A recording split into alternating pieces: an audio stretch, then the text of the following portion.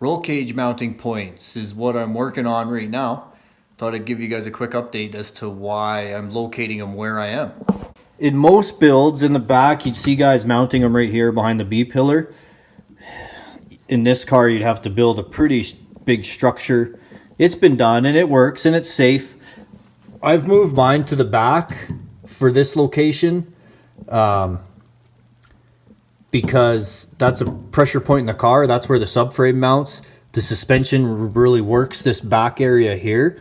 So I'm going to take advantage of that, tie it into the cage, and really make that cage part of the chassis instead of just a unit that fits in here, right? I'll have a frame rail that runs here that the cage will tie into, and I'll have a frame rail down here that the seat will mount just like this. But we want to utilize all of the suspension points and get them working on the car. A lot of times you'll see car builders, they seam weld all those spot welds and all these spot welds along here, and that's to prevent the chassis from twisting.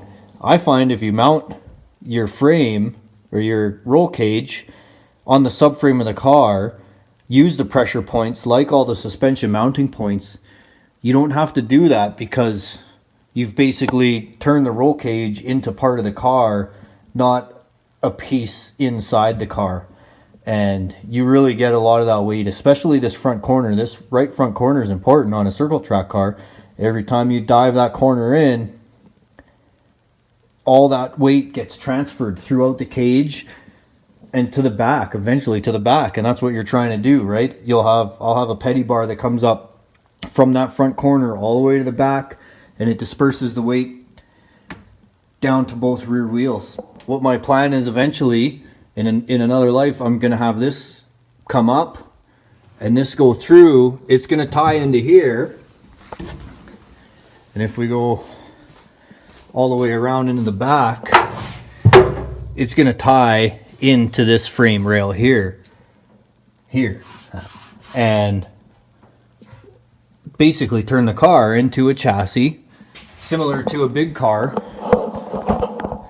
all the way from the front to the back, and really stiffen it up. That's not going to happen in this version because I'm still using the stock tank, and in using the stock tank I'm going to need access to the fuel pump, which is right here, so I can't build that bar and come across it.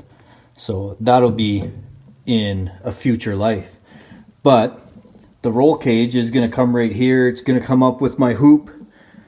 It's going to have down bars that come through here, and then off those down bars I'm going to tie into all the suspension points and really use that suspension to my advantage. So it's not just safety when you're building a cage. That's the most important for sure, but it can be built in a way that will make your car perform better.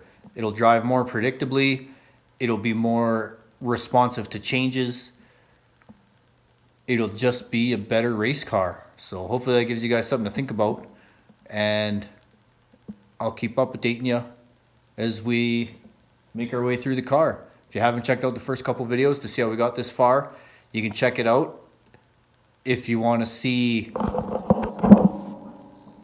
what this thing's all about, you can check that out in the channel as well, as we went into pretty big detail on that last winter. So anyways, thanks for watching.